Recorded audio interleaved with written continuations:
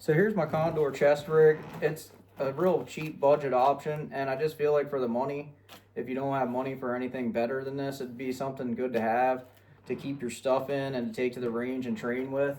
This thing supposedly holds 6 mags, I guess. Like you can put double mags in here. And right now I have AK-74 mags in it. But you can put AR or anything in it, and I'll show you that later. I'll switch it over to AR and just show you how quick and easy it'd be if you're going to take it out with the AR. Honestly, all you have to do is just switch the mags out. It's simple. But I'm just running 3 mags in it. The rest of the mags I'll keep in my backpack. If I have to take a bunch of mags with me, I'd probably take 7 to 10 more mags with me in my backpack and just carry that on with this. So that I'll just keep 3 up front here with me. I feel like any more than that's just like extremely bulky and heavy up front here, and I don't think I would like it. So the whole point of this thing really is just to have something that's more it's more comfortable. So basically you'll use it more often, I guess I would say, because like the Condor plate carrier, it's just not that comfortable, and like it's basically kind of like, I would say, kind of similar to like carrying a heavy gun. You're not going to want to carry a heavy gun that much, like a 1911 or something, when you could carry like a Sig X Macro or something. It's so much more comfortable to wear. Excuse me, it's more comfortable to have on you, stuff like that. So you're going to have the gun with you more often than not. I feel like the plate carrier is almost the same situation. I feel like what you'll do is you'll keep it in your closet and it'll be too hot for it, or it'll just be too bulky to take it to train with. And it's just really a cumbersome thing to have on. I mean, if you have never went to the range and actually shot with one, I mean, you get tied up in that thing. You get shot and killed with one of them things on if you're not used to it, because like you can get your sling caught in it and not be able to get your gun out and stuff like that. And there's just so much stuff with it that's weird that if you didn't know that, if you didn't have it at the range and put the time in it, I guess you could say, you would know all these little things about it. And I feel like with any piece of gear, you should just get out and use it, because I feel like if you're not using it enough and getting used to it, and then you think if anything happens, you're just going to grab it and take it out and you're going to be ready to go, it's not going to be the case. I can guarantee you that. I've had a lot of different gears that I didn't take to the range, and when I took it there, I was unpleasantly surprised basically at how hard it was to use. Like I said, the plate carrier I have, it's pretty bulky. You got to have your stock shortened. So like this gun, say for instance, it doesn't have adjustable stock. I would basically, this sling's too short right now, for one, to run it with the plate carrier, but for two, this wouldn't even get away from me far enough to be able to even use it with the plate carrier. So this gun right now with this setup, I wouldn't even be able to run right with the plate carrier, because the stock needs to be moved in. It's too long right now with the plate carrier, and I'd have to make the sling longer and stuff like that, which is an adjustable Vickers sling. I can adjust it on the fly and stuff. It's not a big deal, but I'm just saying, you slap that sucker on and go to pull the rifle up, and next thing you know, you can't get it out far enough, and you can't, get it there, and you end up not being able to use it right. Like you're used to running stuff at the range with nothing on, and it's a lot different, when you have nothing on besides a gun and a sling. It's easy to just be out there and just getting it in and getting everything right, and everything's good. You can pull the gun up quick, all that. But when you have this gear and you take it to the range, you'll find out quick, like I said, that some of the stuff just isn't as easy as you would think it would be. So the thing about this is it's something that's lightweight. It's easy to carry on you. Like it's easy to just have this on you all day long. You can do anything. Nothing's obstructing you. I mean, you can have a t-shirt on with this thing and it's not going to be that hot. It's pretty nice. You can wear it all year round. In the wintertime, you can stick a coat over top of it and a long sleeve shirt like this or a sweatshirt under it. You can stay warm. So I'll go over what I have in it right now, but that's just my thoughts on it and why I think it's worth having one of these, and to get one as soon as possible, probably, if you have an AR or AK or something like that, and you're going to go to the range and start actually shooting from a non-bench rest position, which most people seem like they do a lot in the beginning. Well, if you can go to a range like the range I go to, you can actually, run and gun, I guess they would call it. I just walk and stuff, but I don't really run around too much with the gun, but I at least shoot on the move and shoot at the range and behind barriers and cover and all that stuff. The range I go to, there's never anybody there. So anyway, this is nice to have, and you get your mags right here. You can practice your reloads and get used to that muscle memory, rocking your mags in and out. And I'd like to have a dump pouch maybe on it to throw my mags into too. We'll see eventually, because a lot of these mags, like these are Circle 10s, they're getting expensive.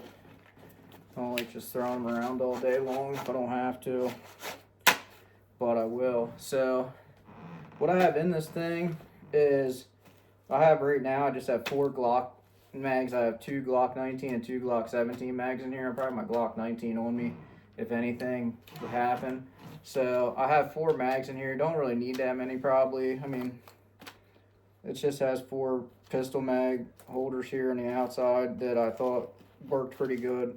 So I figured I'd run them there. So there and there. And then I have them there, there, there, and there. And then I have a medical kit in the middle here. It's like a trauma kit. And then in here I have, it has like a Velcro pouch right here that you can open and close right behind here. And in there I have quick clot gauze and stuff like that and everything in there, basically medical stuff. I got my tourniquet here. I have a fixed blade knife here. Right here I got a fixed blade knife in the side. And basically that's pretty much it. I mean,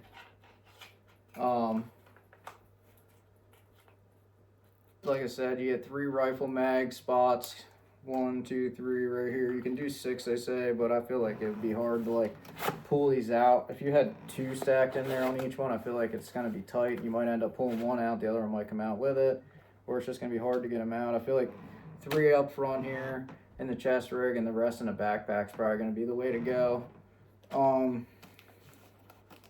I have 2 extra mag pouches for pistols in the front here, which I think 6 pistol mags is a little overkill. I'm not really trying to carry that many. I made 1 in the gun. I'm at 46 rounds on me already in pistol rounds. Hoping to not need that many pistol rounds, especially since I have 120 rounds of rifle ammo on me, plus a backpack with another probably 200 or 300 rounds of loaded ammo in it. So I think that the pistol mags, that many is a little overkill, but the nice thing is you can always use them for other stuff. Like there's these in the center. You could probably put like a flashlight or something else in those, so you could definitely make something use of them for sure. I'm just leaving them empty, so if I go down the Pern, it's not even thicker than this now, basically. But that's basically all I have in here. Another thing too I have in here I'd go over quick is paint can opener. Best thing you can probably keep in there to get a case out of your chamber. If it's stuck in there, you just take that, you know, in there and just hook it on and pull it out. I've done it before a bunch of times. Had stuck shells in cases. I had an AK round even, it like blew out weird one time and it was stuck in there pretty good. I had an AR do the same thing and I pulled that out with that every time. So that's nice to have for like $1 or $2. I just stick it down in the molly. You can get 2 of them in case you lose one, throw one somewhere else in there in this thing. But so basically this is a AK-74 Sega, and basically to switch to the Mark 18 for one of my ARs, I would just pop out the mags like that. Just said about not throwing them, just throw them down, but won't hurt them too much. I just don't like dropping really on the cement too much and stuff.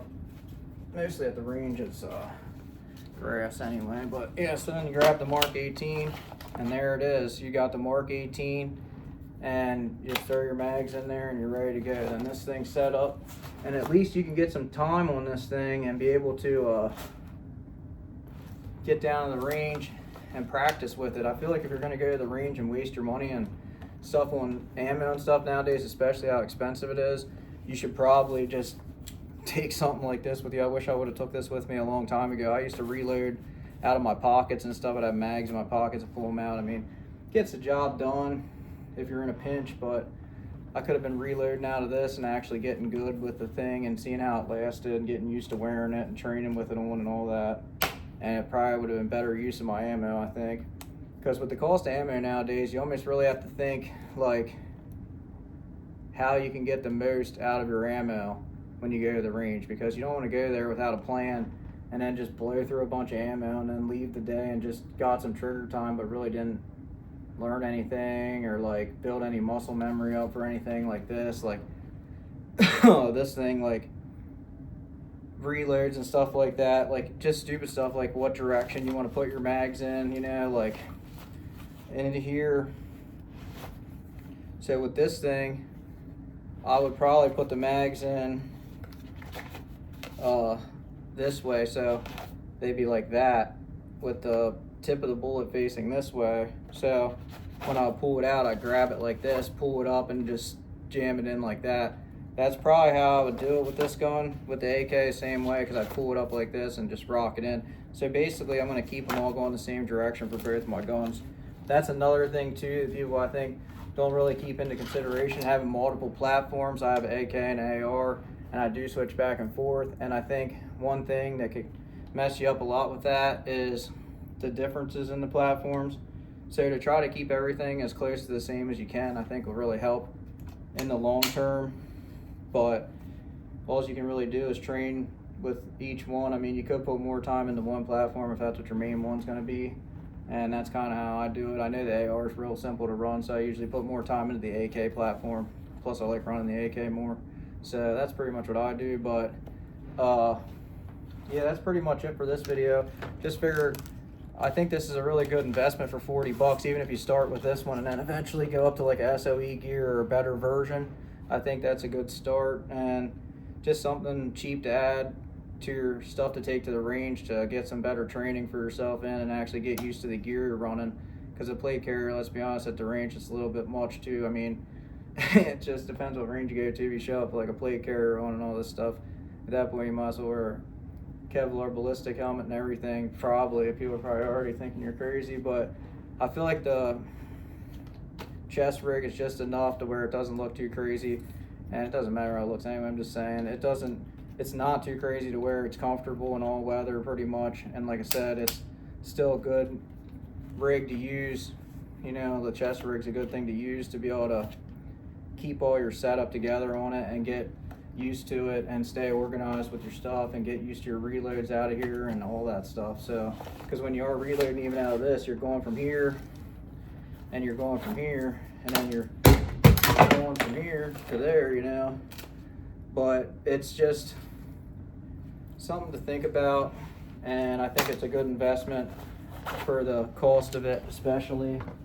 I would just get one and go from there and see how you like it, and probably train with this. And even now, even if you don't keep it and eventually go to a plate carrier, I feel like you still be way ahead of the game, because you could put your mags right here at the same spot, so you still would have your reloads. All that stuff will be still the same. The only thing you'd have to do or worry about is like the plate carrier is real thick right here. So like this, I would bring the stock real far in like this, so I can have all that room right here for the plate carrier. See, I keep my stock fully forward with the plate carrier on, so when I'm shooting, I'm against the plate carrier and I need that extra wiggle room. Like that's why the AK, I like to have adjustable stocks on them, because you can't even run one with a plate carrier without one. So just something to think about. And that's probably it for this video. I'll do an update on this plate carrier, or yeah, this chest rig in the future, because I haven't got that many rounds on it. And for the guy saying the Mark 18 rails are junk, I mean, and they're loose, his was loose from the factory. I mean, there's like 1, 2, 3, 4, 5, 6 Allen bolts in it. If you don't know how to tighten up and make this straight and tighten up 6 Allen bolts, I mean, you got problems. But QC obviously should have caught that, but they didn't. So I'm wondering if maybe it was tight feeling, you know, but they don't check them with the wrench maybe. I don't know how that got through QC, which had happened, so could have been a Monday or Friday. But anyway, that's it for this video.